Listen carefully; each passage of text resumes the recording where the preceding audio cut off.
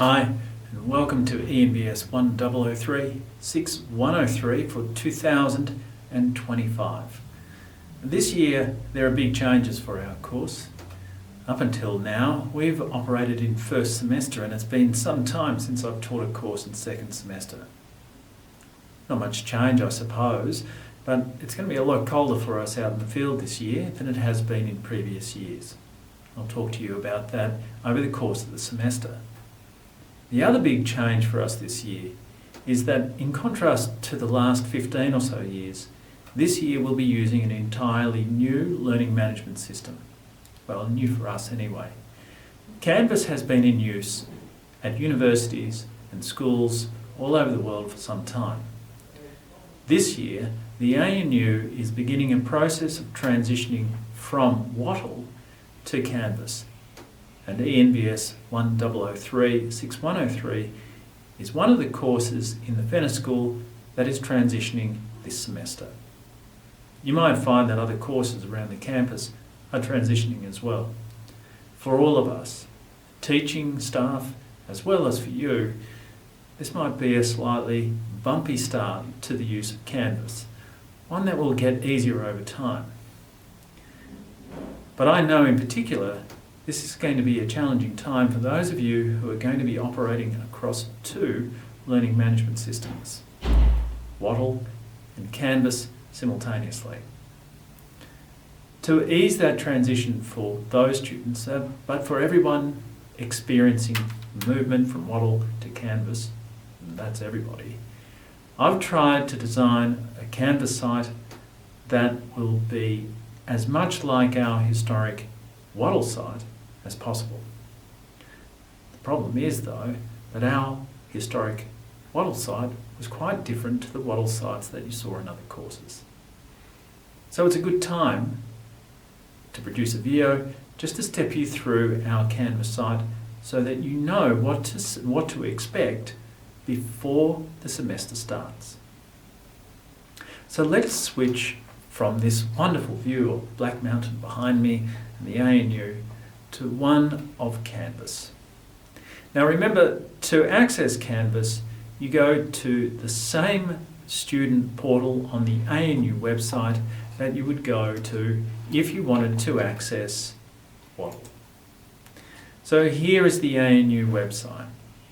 You'd be familiar with this up until this point, and you'd know that if you wanted to access your email or Wattle, they're just there. Canvas is right next to it. And there's no great difference in terms of logging in. It's the same verifying process that you need to go through, the same single sign-on that the ANU uses for email and for any other system. And when you open Canvas, just like Wattle, you'll be presented with a dashboard view, where you'll see all of the courses that you are enrolled in that are making use of Canvas. So far, exactly the same as Wattle. Now when you see ENVS1003, you'll see a little green icon with a bit of patterning behind it. Let's go to the Canvas site for my course.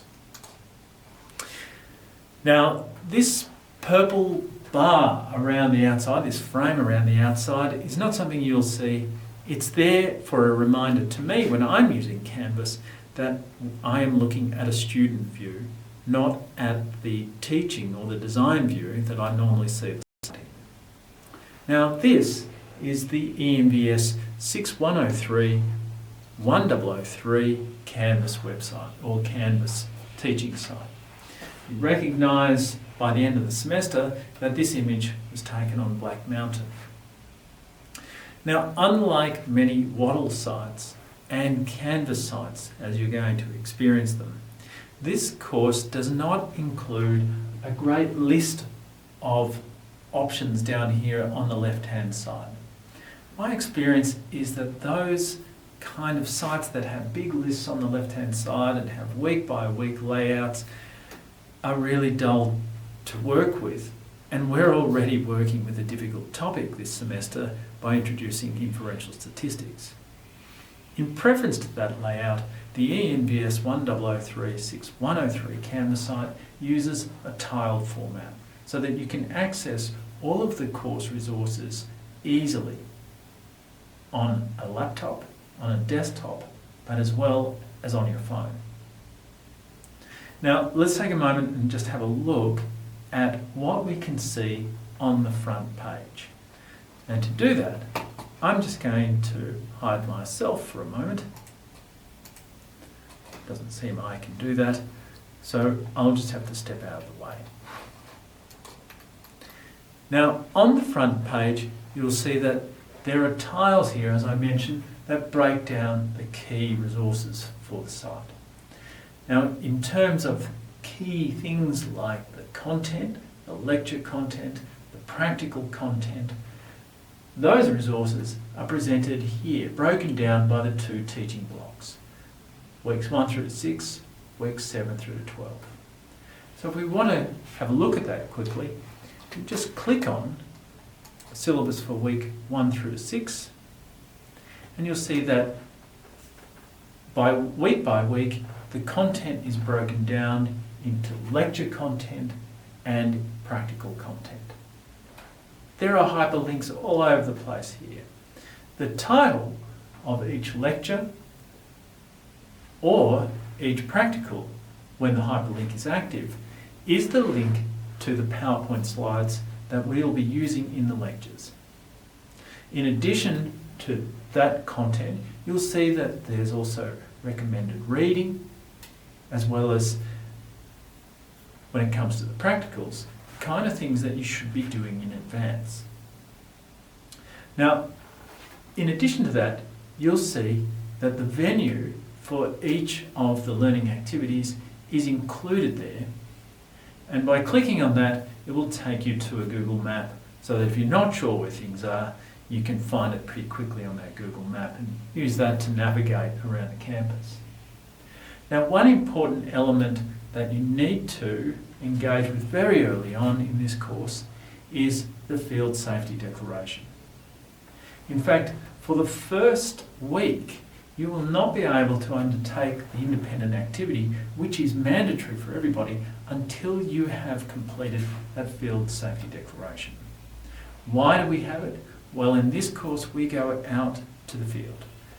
We're only going to Black Mountain, but before we leave campus, I need to know if there are any medical conditions that you might have that I need to be aware of in the field. What kind of things? Maybe you're allergic to ant or bee stings. Maybe you have a personal injury that is going to impact upon how well you can get around in the field, bearing in mind that Black Mountain has some steep slopes in places, and I need to know in advance. I also need to know in advance if there are any emergency action plans that I need to have in the back of my mind when we go out. Obviously, it's not so critical to know that information in the first week because your practical activity will be on campus. But it is absolutely essential before we go off campus. And so that's why I get you to fill it out in the first week. All right, well, that's a bit of specific information. But for the rest of weeks 1 through to 6, you can see as I scroll down, all the content is there, except in some cases. You see here, the brown indicators here. Well, that's because you haven't collected the data that will be linked into the site. So, yes, you'll be collecting data and we'll be making use of that on a weekly basis. I'll also be auditing that data, but we'll get to that at some later stage. All right, so there we go. Week by week, all of the content is there. You can jump online anytime and have a look at the PowerPoint slides and have a look at the pracs as well. Noting that in some cases, some elements are not yet hyperlinked because I'm in the process of reviewing that content and making sure that it really suits our data again in 2025. Okay, so let's back up a little bit and go back to the main page. Well, in addition to weeks 1 through to 6, you can see that weeks 7 through 12 is there as well, so you can look at that content too.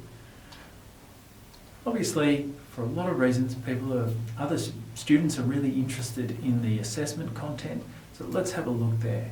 Clicking on that tile will take you to a page in which all of the assessment items are linked.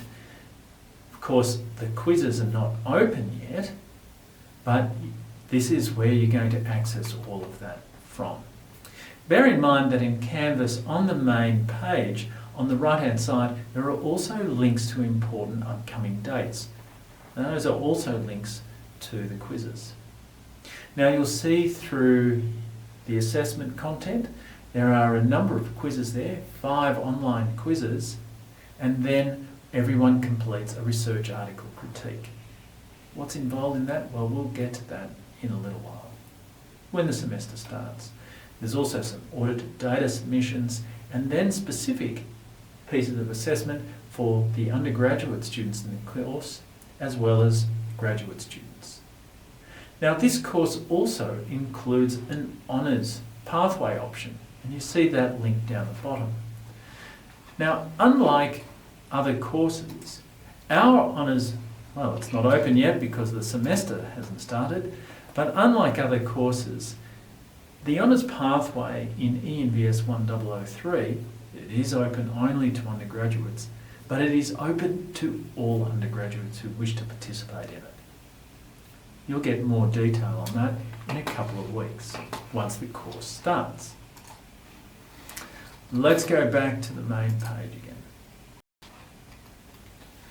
You'll see among the other tiles there, you can see that there's a link there to the class venues. Here in the middle, the recorded materials. All lectures will be recorded on Echo, and those recordings are right here in the middle. You just need to click on that tile. Readings for the course. There are readings in most weeks, be it statistical reading or reading from journal articles that we cite throughout the lectures. Those are linked here. Now, neither of these two, the recorded materials or the readings, are active right now before the course starts, because the course hasn't started yet. Both will become active on July 1. Now, this course, as you know, teaches inferential statistics, and that teaching is supported by some software, and the software we use is known as JMP. Now, JMP is a wonderful program.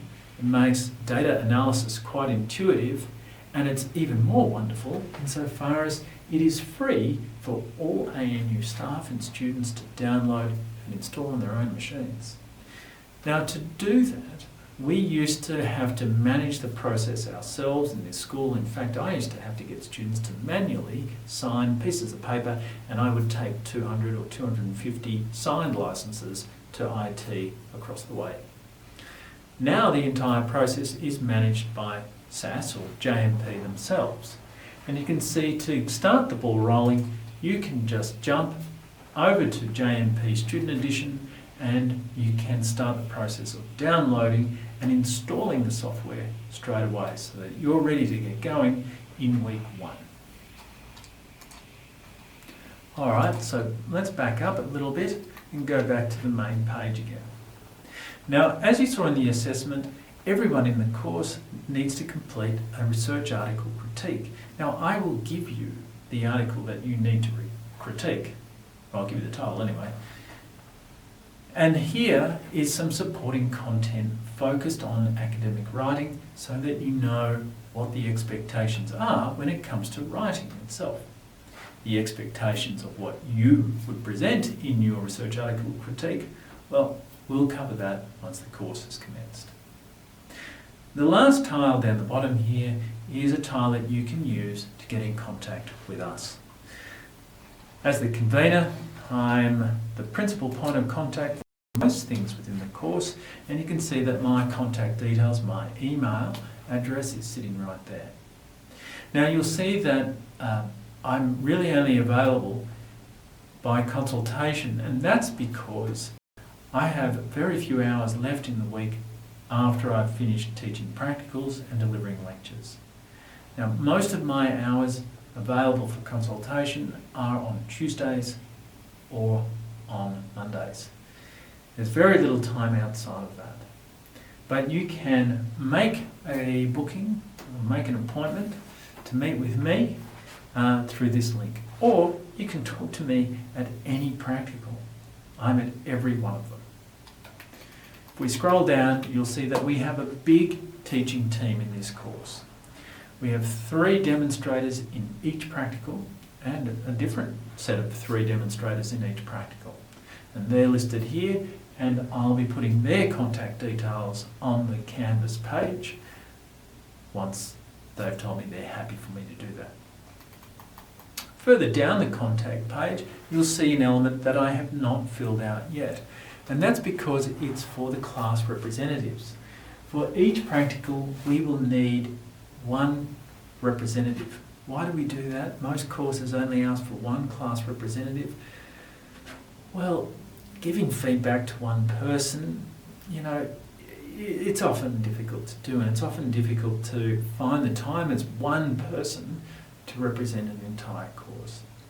As opposed to doing that, in ENVS1003, we prefer to have a representative within each practical session.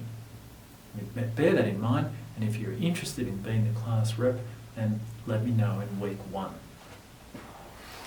Let's back up a little bit. Now, on the main page here, it suggests that you visit the welcome page. Now, the welcome page repeats an awful lot of what you've seen here. Of course, it covers additional content too. If we scroll down and I move out of the way, you'll see that there are a number of elements that we really need to include in here so that you have enough information about the course. First, there's the class summary that is managed centrally by the ANU. Underneath that, there's a link to the Field Safety Declaration, something that you need to do at the start of the course.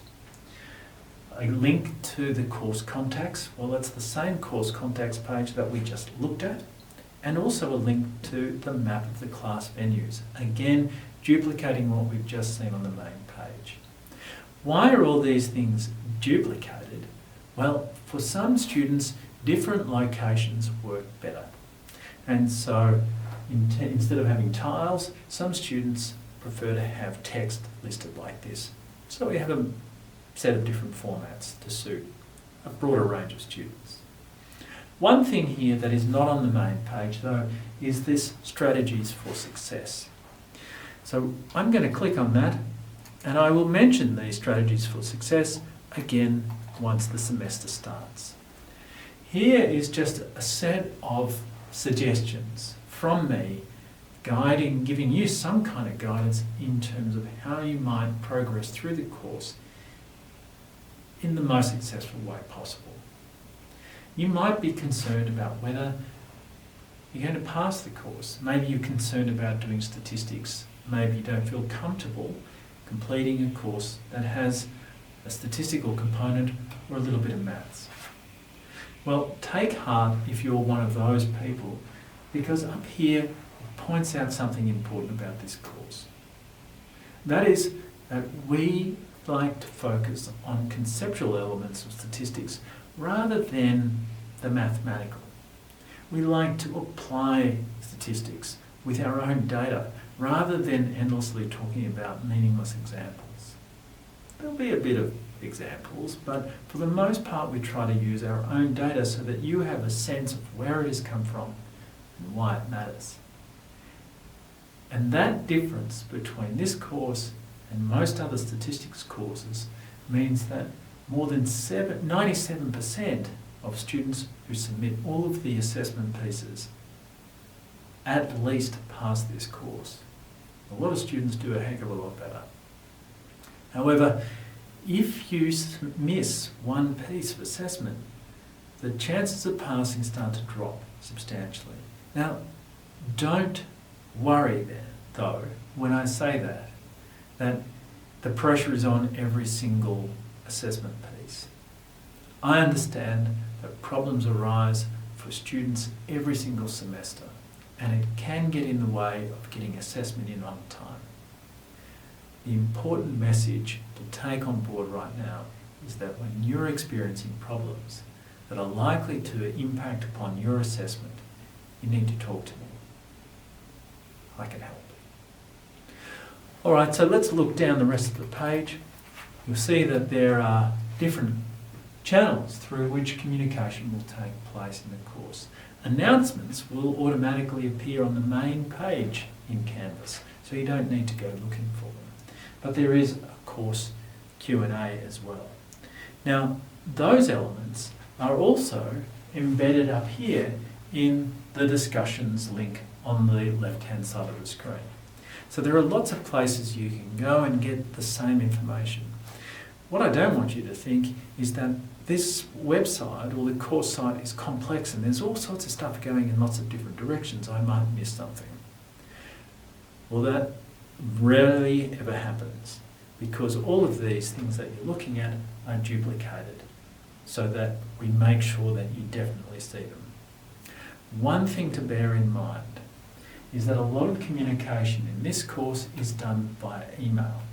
In most weeks, I'll send out an email on a Friday afternoon, maybe a Friday evening, so that you're up to date with everything that's happened in the course that week and are ready for the week ahead. Don't ignore those emails. They include a lot of very important information, including the title of the paper that you need to read and submit your research article. Well, what else is on the main page here? Well, if we scroll down, you'll see a whole suite of other links down the bottom that are important for you to be familiar with as a student generally. You see down the bottom here, there are links, administration links, so that you can manage your timetabling, for example. Links associated with assessment, policies of assessment, deferred examinations, all that sort of stuff. Place to go to for links for study skills and advice, and then links to the ANU support services. And then over on the right hand side, links to the teaching and learning and feedback within the ANU. And that's our Canvas page. Pretty straightforward page. There's a lot in behind having developed the page. I know there's a lot in behind it, but I've tried to make a page that will work for as many students as possible. Well, that's all you need to know at this stage. I'll see everybody in week 1 for the first lecture, and you'll probably get a couple of emails from me before the lectures commence.